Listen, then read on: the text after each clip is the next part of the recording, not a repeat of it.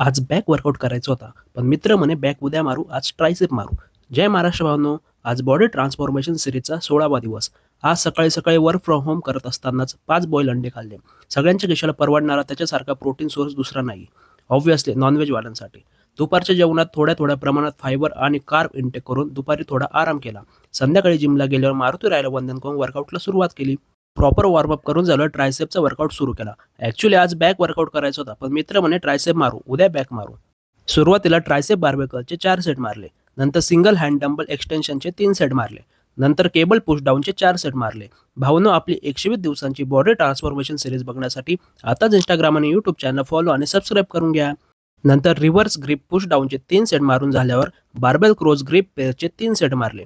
सर्वात शेवटी 4 आर्मचे 3 सेट मारून वर्कआउट संपवला.